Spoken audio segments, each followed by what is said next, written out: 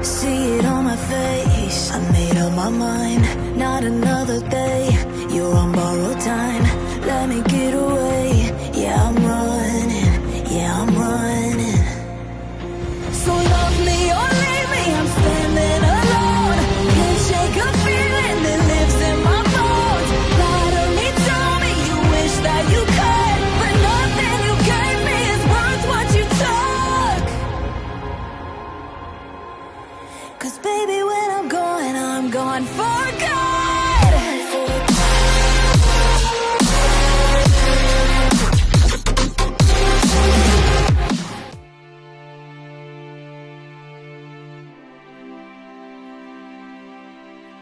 Melanjutkan dari kisah sebelumnya.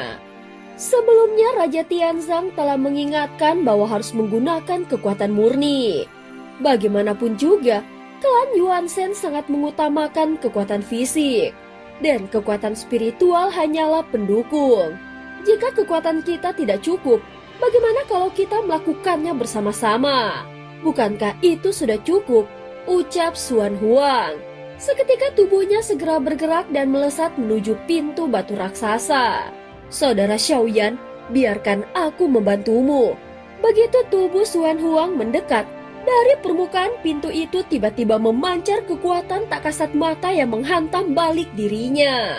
Pintu batu yang sebelumnya tak bereaksi sedikit pun, kini perlahan bergetar dan bergemuruh ketika Xiaoyan terus mendorongnya dengan kedua tangannya. Sehingga di permukaan pintu muncul sebuah celah kecil. Berhasil, ucap Xiaoyan segera gembira dan tampak bangga saat melihat usahanya mulai membuahkan hasil.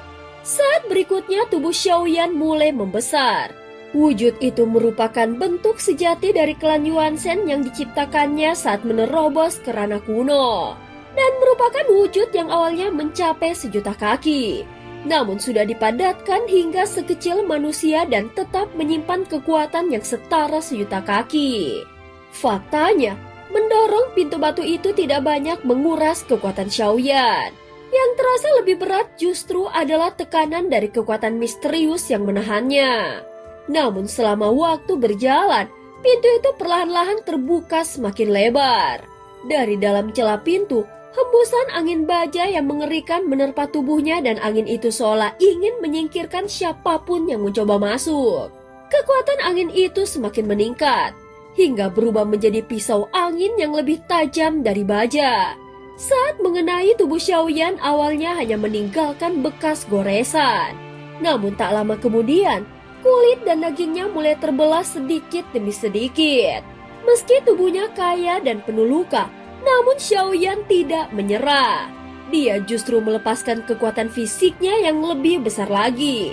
Sedikit demi sedikit, pintu batu itu akhirnya terbuka sepenuhnya.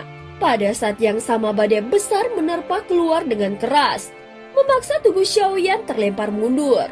Walaupun tubuhnya penuh luka dan darah, namun akhirnya pintu itu terbuka.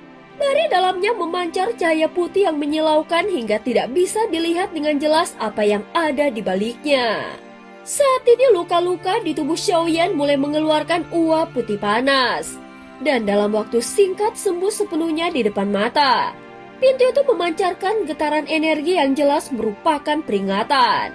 Selain klan Yuanzhen, siapapun dilarang masuk. Xiaoyan menstabilkan tubuhnya sambil menatap ke arah pintu dengan penuh tekad. Sekarang pintu sudah terbuka. Apapun yang terjadi, aku harus melihat sendiri apa yang tersembunyi di dalamnya. Ucap Xiaoyan. Segera dia melangkah perlahan masuk melewati gerbang batu raksasa. Di belakangnya, mata Xuan Huang menatap penuh kekhawatiran. Begitu Xiaoyan melangkah masuk, ruang di dalam berubah drastis. Yang muncul di hadapannya adalah sebuah istana megah yang bercahaya keemasan. Namun di dalamnya dia melihat banyak sosok bergerak cepat seolah bayangan manusia yang melintas. Dan pada alis setiap sosok itu terpancar simbol klan Yuanzhen yang identik dengan miliknya sendiri. Pada saat ini mata Xiaoyan membelalak dan hatinya terguncang hebat. Bagaimana mungkin ini semua? Seketika dia sadar jika ini benar adanya, maka keberadaan para klan Yuanzhen lain ini mungkin membuat dirinya tidak lagi dibutuhkan. Di bawah tekanan kekuatan jiwa ilusi yang begitu dalam, pandangan Xiaoyan seolah menembus segala ilusi.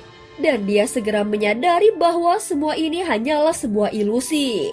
Xiaoyan menggenggam damo, dan dengan satu sapuan cahaya di matanya, seluruh pemandangan ilusi di sekelilingnya pun terhapus. Sehingga tampak jelas di hadapannya sebuah dunia purba yang luas dan suram. Sepertinya merupakan bayangan masa lalu dari klan Yuan Shen saat mereka mencapai puncak kejayaannya.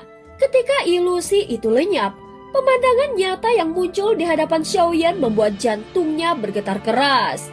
Ruang itu tidak luas, bahkan tampak sempit dan redup. Hanya ada cahaya samar yang berkelap-kelip di kejauhan. Di dalamnya berdiri lebih dari 100 pilar raksasa yang menjulang hingga ke langit.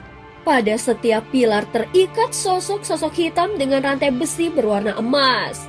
Namun tubuh-tubuh itu telah mengering. Tak ada sedikit pun angin yang berhembus. Bahkan pakaian mereka pun tetap tergantung di udara seperti beku dalam waktu. Tempat ini sudah lama tidak memiliki kehidupan. Ketika pandangannya menyelusuri satu persatu, dia menemukan diantaranya memiliki lambang berbentuk 9 bintang, yang menandakan bahwa mereka adalah para penguasa dari klan Yuan Shen. Semakin dia mengamati, semakin jelas bahwa beberapa di antara mereka merupakan eksistensi kuno dari zaman purba. Ini bukan tempat persembunyian, gumam Xiaoyan dengan ekspresi dingin. Tempat ini lebih mirip sebuah altar pengorbanan.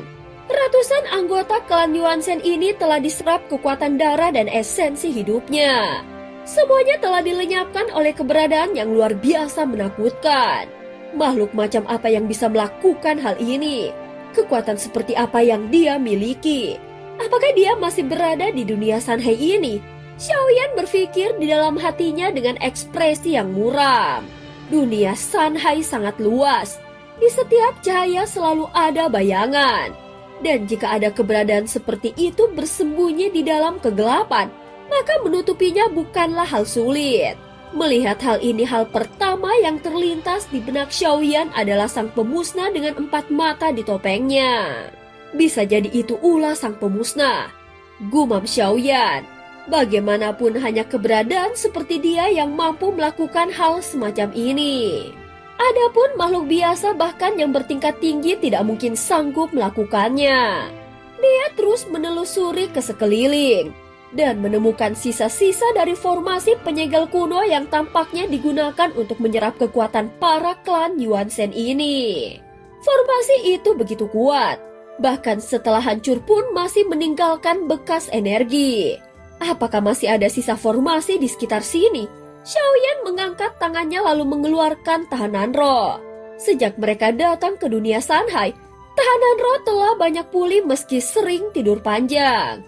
Saat berikutnya mata birunya memancarkan cahaya lembut menyapu seluruh ruang hingga terlihat bekas-bekas simbol kuno yang rusak. Di bawah sinar biru itu, simbol-simbol tersebut mulai tersambung membentuk pola besar dari formasi yang utuh. Formasi ini dari klan Ximing? Tanya Xiaoyan dengan penasaran. Tidak, jawab tahanan roh dengan suara berat. Ini bukan formasi pemurnian. Ini formasi iblis. Formasi pemanggilan kegelapan. Formasi iblis yang menyerap darah dan esensi dari ratusan klan Yuan Shen. Ucap tahanan roh dengan serius. Apakah mereka berniat menciptakan iblis agung? Ucap Xiaoyan sambil mengerutkan alisnya sedikit. Ya, itu benar. Jawab tahanan roh. Klan Ximing terkenal ahli dalam teknik pembalikan hukum alam. Jumlah mereka memang sedikit, tetapi setiap anggotanya sangat kuat. Kau harus berhati-hati. Tubuhku mungkin tidak bisa mati, tetapi aku tidak yakin bisa menandingi mereka. Xiaoyan mengerutkan kening setelah mendengarnya. Lalu bagaimana dengan hasil formasi ini? Apakah mereka berhasil meluncurkan iblis itu atau gagal? Tanya Xiaoyan. Tahanan roh menatap ke sekeliling lalu menjawab. Formasi ini hancur karena adanya kekuatan dari luar. Jadi bukan karena gagal, melainkan karena iblis yang mereka ciptakan berhasil keluar. Ucap tahanan roh. Apa? Keluar? Xiaoyan langsung menatap tajam. Kalau begitu mungkin dia masih berada di dunia Sanhai.